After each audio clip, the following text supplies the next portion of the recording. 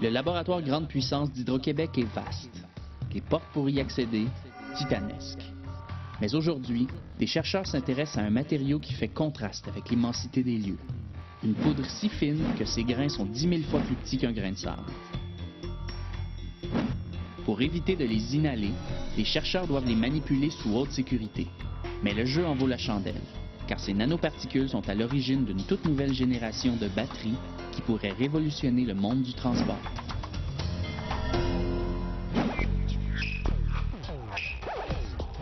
Karim Zaghib est chercheur à l'Institut de recherche d'Hydro-Québec. Il a créé une batterie performante pour les véhicules verts à l'aide de la nanotechnologie. Nous développons des matériaux pour les batteries lithium-ion et en particulier pour les applications pour le transport terrestre, soit pour les voitures plug-in, voitures électriques, voitures hybrides ou les bus électriques. Ces batteries sont du type lithium-ion, le même genre qu'on retrouve dans beaucoup de nos téléphones cellulaires et ordinateurs. Elles ont l'avantage d'être petites et de fournir beaucoup d'énergie. Karim Zaghib a trouvé une façon de les rendre utilisables dans un objet beaucoup plus gros, une voiture électrique. Résultat, une nouvelle génération de batteries qui offre plus de puissance, se recharge plus rapidement et dure plus longtemps. La durée de vie de ces batteries, c'est exceptionnel. Donc, le conducteur d'une voiture plug-in ou électrique, donc il ne va pas changer de batterie. Je crois qu'il va changer plus la voiture que la batterie. La nouvelle batterie doit ses propriétés exceptionnelles à des nanoparticules de titanate.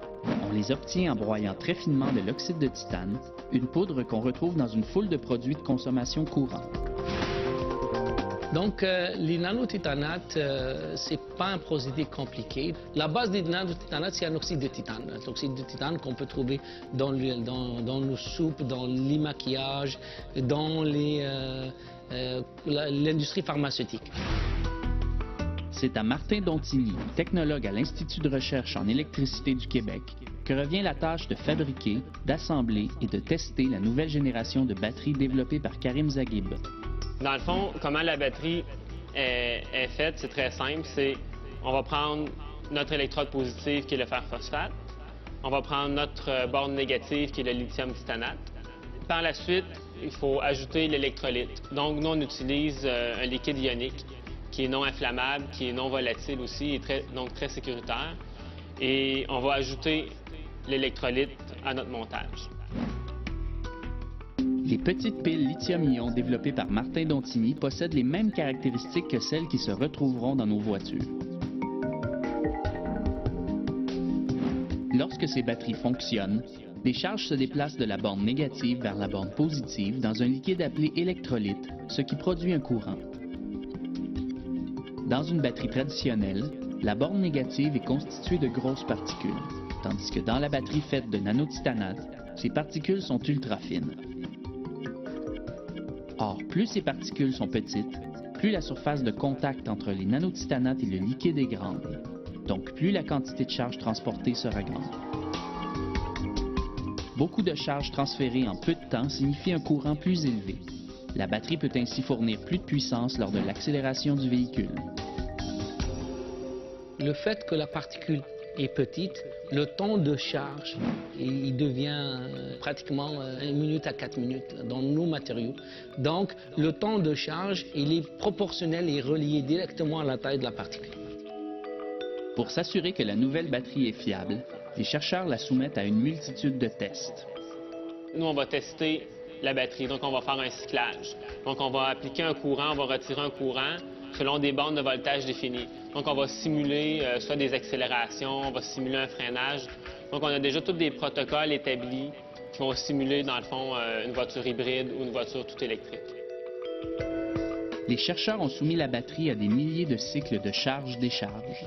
Ils ont été stupéfiés par sa durée de vie exceptionnelle. On a cyclé la batterie en régime accéléré.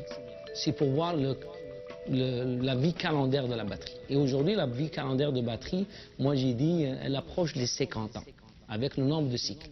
Et ça veut dire que dans une voiture électrique au plug-in, donc on peut garder même la batterie et on va changer la voiture. Donc, juste pour montrer que le nombre de cycles, il est exceptionnel lorsqu'on utilise les nanotitanates. Ces résultats sont très prometteurs. Mais ce n'est pas tout. La nouvelle batterie génère 4 fois plus de puissance que les lithium-ion traditionnels. Son seul point faible, son autonomie, c'est-à-dire le nombre de kilomètres qu'elle permet à un véhicule de parcourir entre chaque recharge. L'autonomie, elle va être un peu inférieure à une batterie classique. Mais en revanche, on va gagner sur la puissance, sur les accélérations. Et moi, je vois que cette batterie de puissance, elle peut être combinée à une batterie d'énergie. Pour compenser la plus faible autonomie de la batterie en nanotitanate, Karim Zaghib propose de la jumeler à une batterie de longue durée. Ce duo pourrait rendre les véhicules électriques ou hybrides aussi abordables et puissants que les voitures à essence, tout en étant encore plus durables. Je vois que notre matériau avec les batteries incorporées, avec des nanotitanates, fer phosphate ou du graphite, va aller plus vers les voitures plug-in, d'une part, et les voitures hybrides aussi, parce que c'est des matériaux sécuritaires. Et moi, je vois aussi pour le transport, comme les bus ou les camions.